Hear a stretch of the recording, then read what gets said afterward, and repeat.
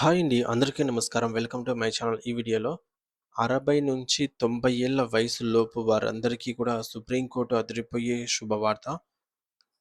So, దీనికి సంబంధించిన పూర్తి వివరాలు ఈ వీడియోలో తెలుసుకుందాము. వీడియో ఎక్కడే కానీ స్కిప్ చేయకుండా ఎండ్ వరకు చూసేయండి. అప్పుడు ఇన్ఫర్మేషన్ పూర్తిగా అర్థమవుతుంది. అలాగే వీడియో చూస్తున్న ప్రతి ఒక్కరు లైక్ చేయండి ఫ్రెండ్స్. ఈ వీడియోని తోటి ఉద్యోగ పెన్షన్ మిత్రులతో అయితే షేర్ చేయండి. కొత్తగా మన ఛానల్ చూస్తున్న వారు ఇంకా ఎవరైనా సబ్స్క్రైబ్ చేసుకోకపోతే వెంటనే మన ఛానల్ అయితే సబ్స్క్రైబ్ చేసుకోండి. సబ్స్క్రైబ్ చేసుకోవడం వల్ల నేను చేసే ప్రతి ఒక్క వీడియో మీ వరకు రీచ్ అవుతుంది.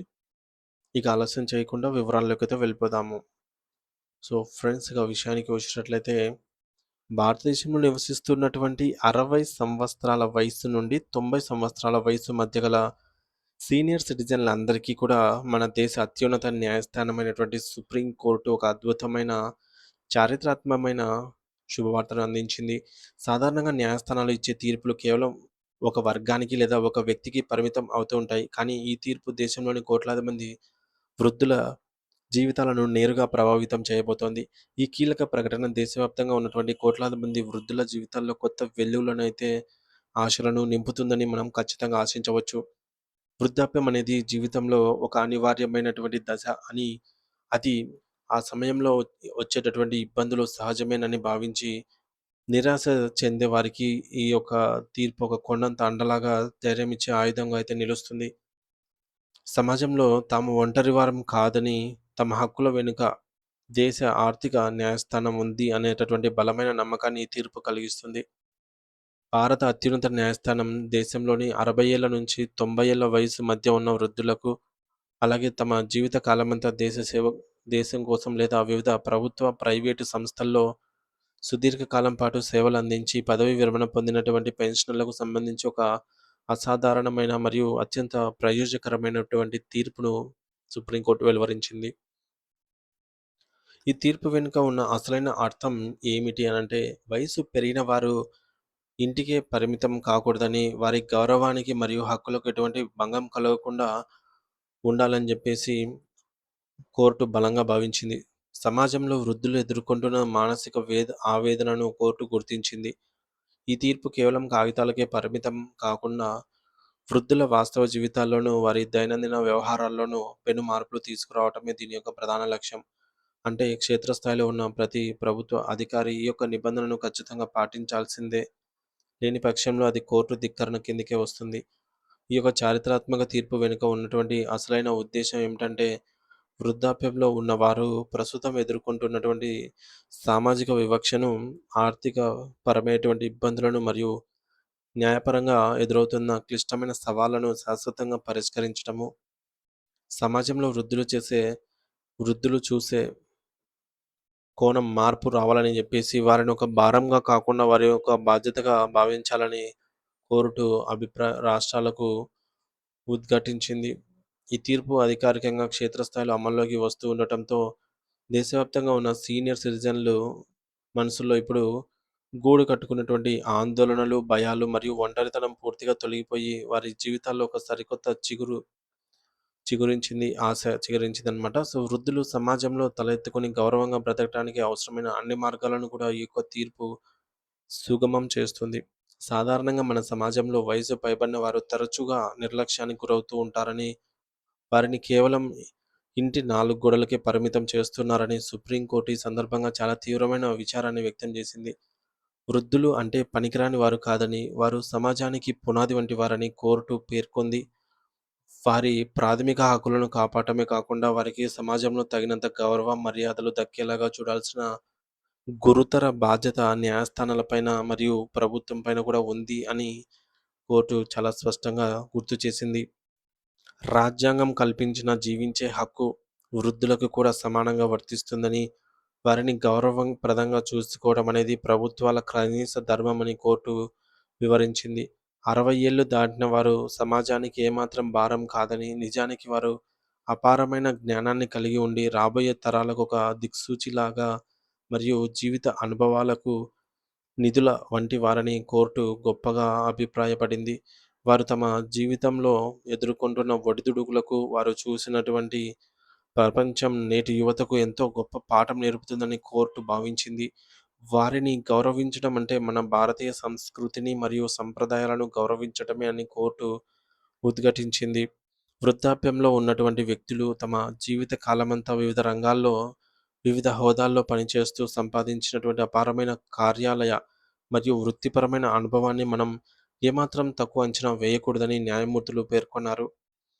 మరి వృద్ధులు తమ సుదీర్ఘ కెరీర్‌లో ఎన్నో క్లిష్ట పరిస్థితులను ఎదుర్కొని ప్రదర్శించినటువంటి ఇటువంటి వృత్తి నైపుణ్యాన్ని, వారిలో ఉన్న అంకిత భావాన్ని వృధా పోనివ్వకుండా చూడాల్సిన అవసరం ఎంతైనా ఉందని సుప్రీంకోర్టు వ్యాఖ్యానించింది.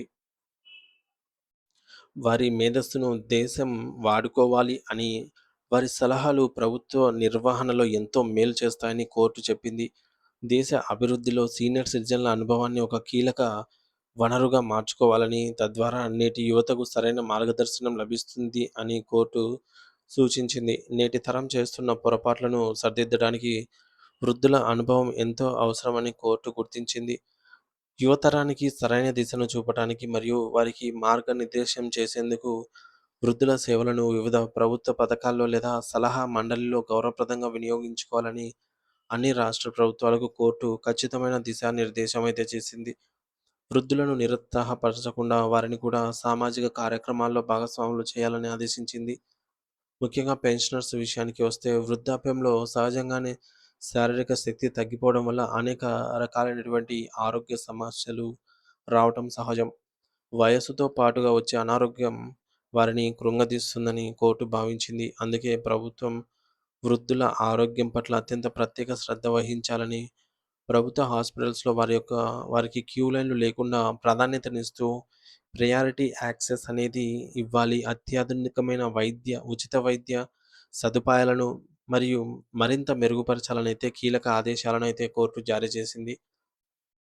వృద్ధులు ఆసుపత్రుల వద్ద గంటల తరబడి వేచి ఉండటం వారి యొక్క ఆరోగ్యానికి ప్రమాదకరమని కోర్టు హెచ్చరించింది.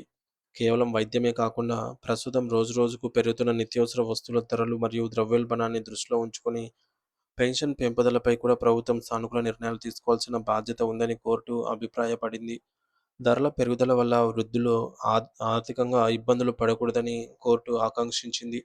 దీనివల్ల పెన్షనర్స్ తమ జీవిత చరమకంలో ఎవరిపైనా ఏ చిన్న అవసరానికి కూడా ఆధారపడకుండా పూర్తి ఆత్మగౌరవంతో మరియు స్వయం సమృద్ధితో జీవించగలుగుతారని చెప్పేసి కోర్టు భావించింది. ఆర్థిక ఆర్థికంగా స్వతంత్రంగా ఉండటం వల్ల వృద్ధులకు సమాజంలో మరియు కుటుంబంలో గౌరవం పెరుగుతుందని కోర్టు అభిప్రాయపడింది. ఈ తీర్పులో అత్యంత కీలకమైన మరియు దేశవ్యాప్త సంచలనం సృష్టించిన అంశాలు ఏమిటంటే, ఉచిత న్యాయ సహాయము, ఫ్రీ లీగల్ ఎయిడ్.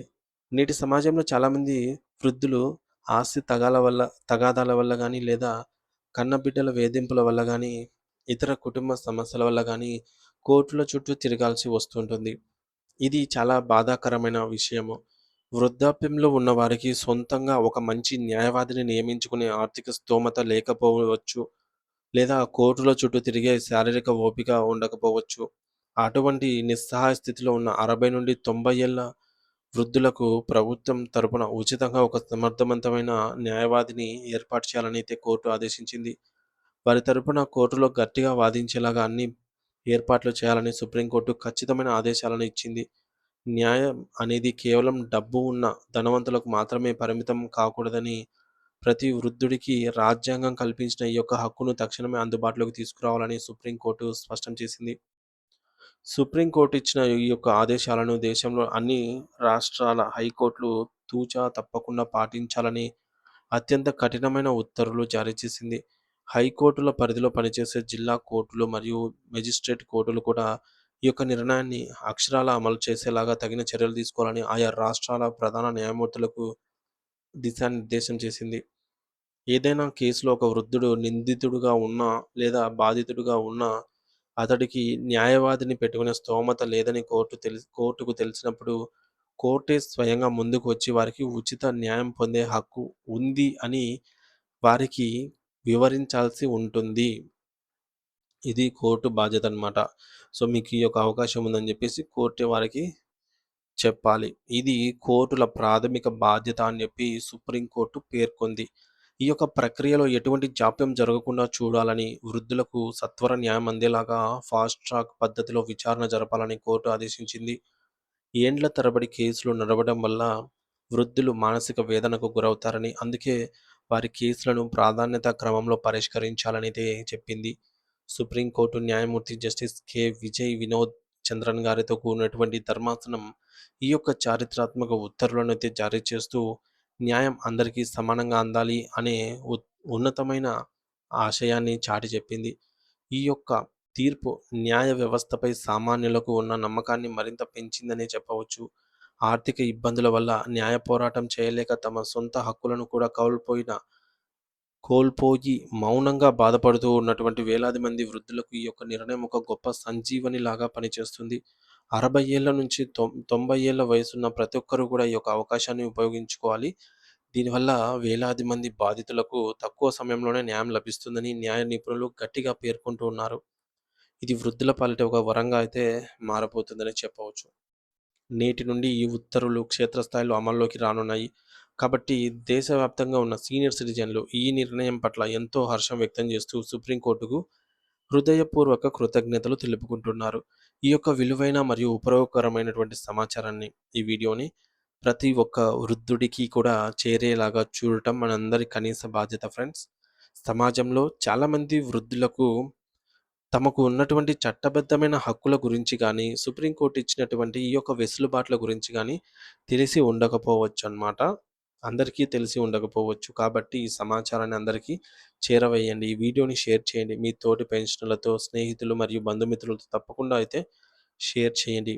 మీరు చేసే ఒక్క షేర్ ఒక వృద్ధుడి జీవితంలో వెలుగులు నింపవచ్చు. వారికి జరుగుతున్న అన్యాయాన్ని అడ్డుకోవచ్చు. మరియు వారికి సకాలంలో న్యాయం కూడా జరిగేలాగా చేయవచ్చు. మరి వృద్ధులను గౌరవిద్దాం. వారికి అండగా నిలుద్దాము.